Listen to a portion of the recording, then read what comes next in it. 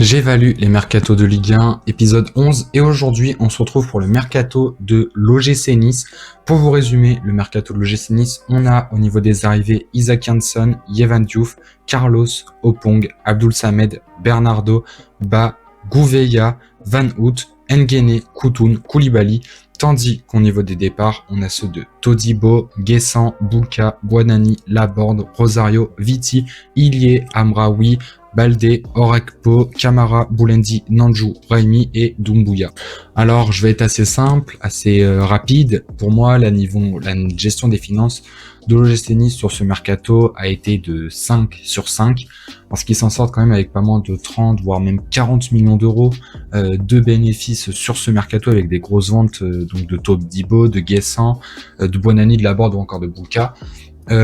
Chose où je vais être un peu plus dur, et ça va peut-être déplaire à certains fans de l'OGC Nice, c'est que la gestion du mercato, je leur ai mis tout simplement la note de 1 sur 5.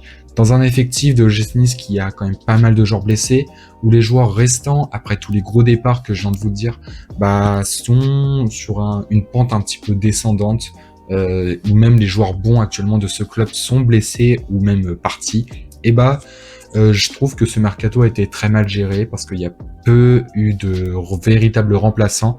Pour moi, honnêtement, dans cette gestion des finances de l'OGC Nice, enfin la gestion du mercato, il y a eu au niveau des arrivées 4 joueurs que j'ai trouvé intéressants. Yevan Diouf, parce qu'il sortait d'une bonne saison quand même du côté du Stade de Reims malgré la relégation du club. Charles Van Hout, une star montante du football belge. Gabin Bernardo, que j'ai pu beaucoup regarder en Ligue 1 en national la semaine dernière. Et puis Djoumaba, un joueur assez prometteur mais très irrégulier. Le reste, Kevin Carlos, Opong, Jansson, Gouveia, je ne regarde pas, donc je peux pas vraiment vous déterminer ou vous-même vous donner mon avis. Et Abdul Samed, c'est un véritable pari de la part de l'OGC Nice. C'est des joueurs dans la grande globalité, hormis Diouf et Van Hout, et peut-être Salis Abdul Samed, qui ont un véritable manque d'une expérience européenne, chose que l'OGC Nice va venir disputer cette saison. Et je trouve que c'est pas un mercato honnêtement digne d'un club français qui dispute des Coupes d'Europe et qui vise des places dans le haut de tableau.